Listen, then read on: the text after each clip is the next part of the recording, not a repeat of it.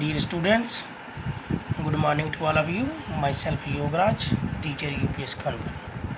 Students, आज का जो हमारा टॉपिक है वो है क्लास 8 सब्जेक्ट हिस्ट्री, और इसमें हमारा जो लेसन है वो है lesson number 4, tribal dikus and a vision of golden age. Students, हमने इस लेसन को कंप्लीट पढ़ लिया था. आज हम इसकी एक्सरसाइज करेंगे, जैसे कि इसके question answer, filling the blanks, true false. तो लेट्स बिगिन. सबसे पहले हम करेंगे filling the blanks. Question number 1 में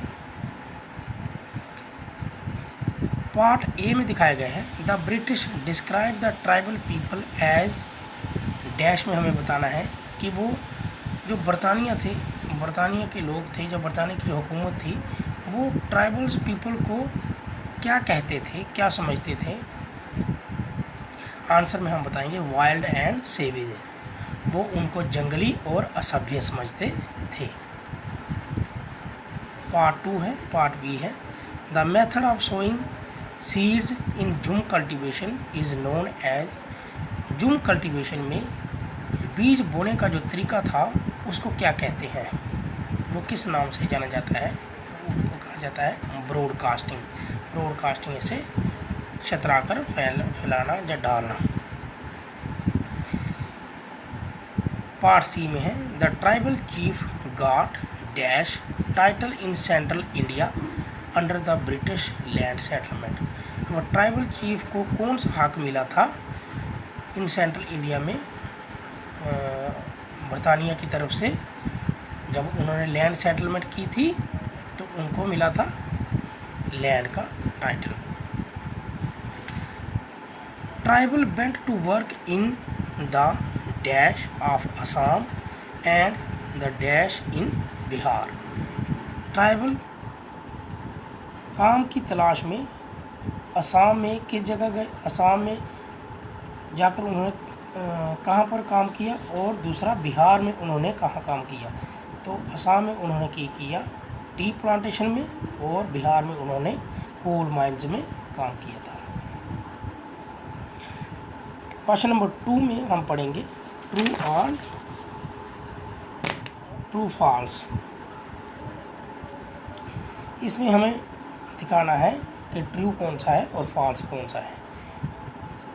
पार्ट ए में हम पढ़ेंगे jhum cultivator plough the land and sowing seeds. Jhum cultivator जो थे वो हल चलाते थे और बीज को बोते थे. ये गलत है, क्योंकि वो बीज ऐसे ऊपर फेंक देते थे और हल का इस्तेमाल नहीं करते थे. Cocoons were brought from the Santhals and sold by the trader at 5 times the purchase price.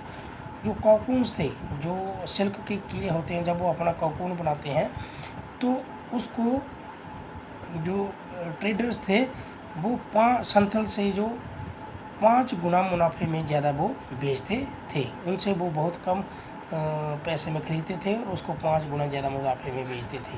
तो ये ठीक है, ये ट्रू है. वो 5 गुना मुनाफे पर ही बेचते थे. Birsa urged his follow to purify themself, give up drinking liquor and stop believing in witchcraft. Birsa जो था उसने अपने फॉलोअर, जितने भी उसके फॉलोअर थे, उसको मानने वाले थे, उसने उसको कहा कि अपने आप को प्यूरिफाई करो, शराब पीना छोड़ दो, और ये भूत प्रेतों में या डायनों में, जादू टोने में विश्वास करना छोड़ दो. तो ये भी ट्रू है. The British wanted to preserve the tribal way of life. जो बरतानिया की हुकूमत थी वो चाहते थे कि ट्राइबल का जो जीने का ढंग है उसको बनाकर रखा जाए, उसको बचाया जाए. तो ये भी गलत है. वो नहीं चाहते थे, क्योंकि वो समझते थे कि ये बहुत ही वाइल्ड एंड सेवेज है, इनमें बदलाव की ज़रूरत है. तो ये फॉल्स है.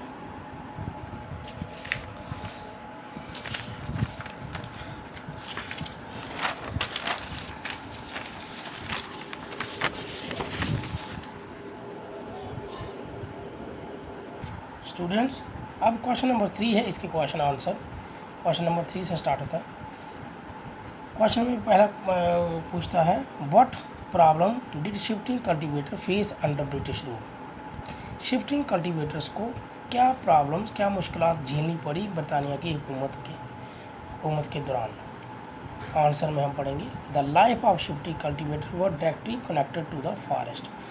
जो शिफ्टिंग कल्टीवेटर थे उनकी जो ज़िंदगी थी वो डायरेक्टली फॉरेस्ट से ही लिंक थी, फॉरेस्ट के साथ, जंगलों के साथ जुड़ी थी।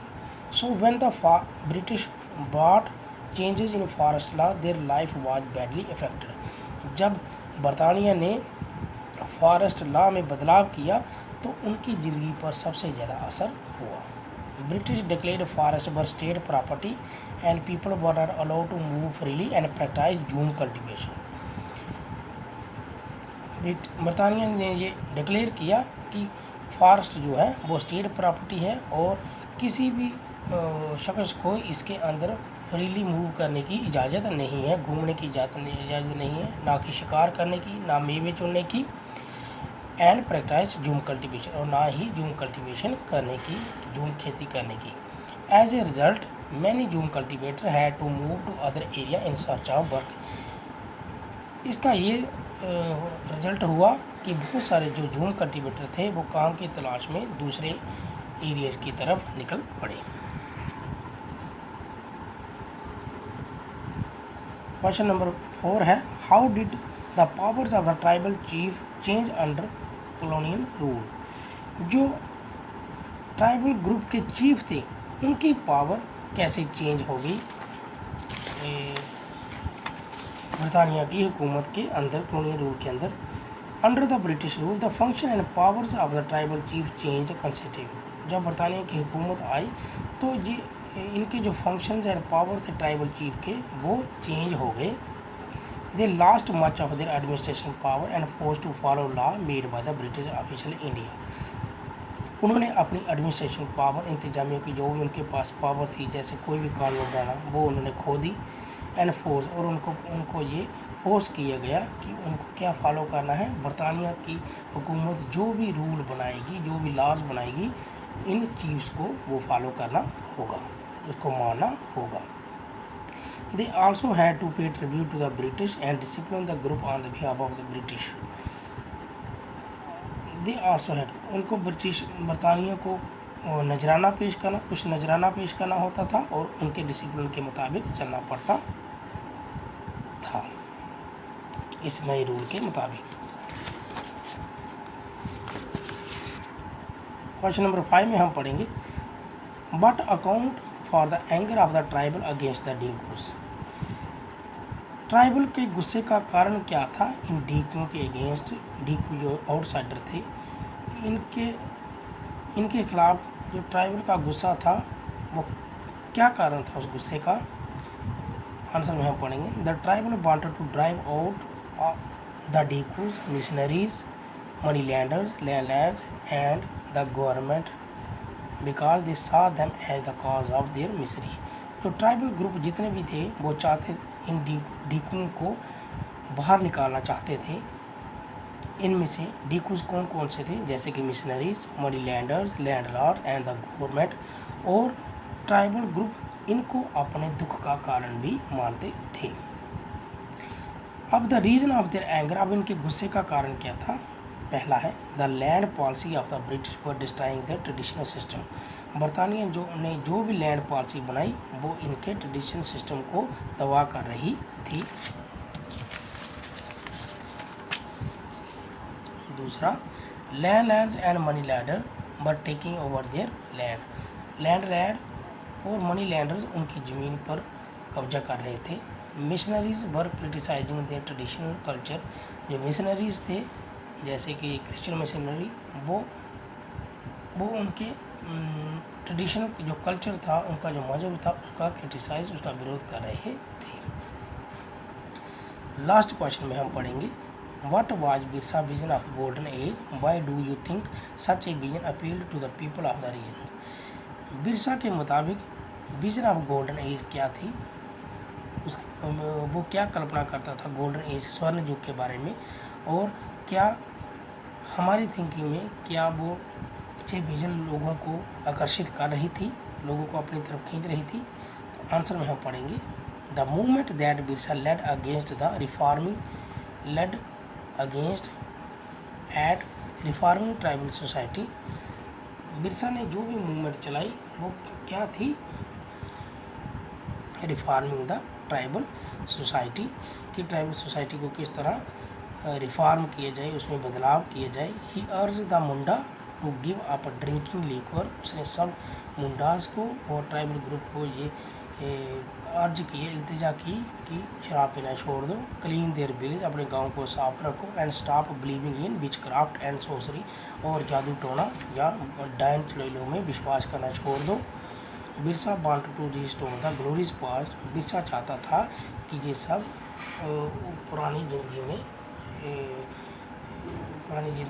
बिरसा उन सबको पुरानी ज़िंदगी लुटाना चाहता था, रिस्टोर करना चाहता था।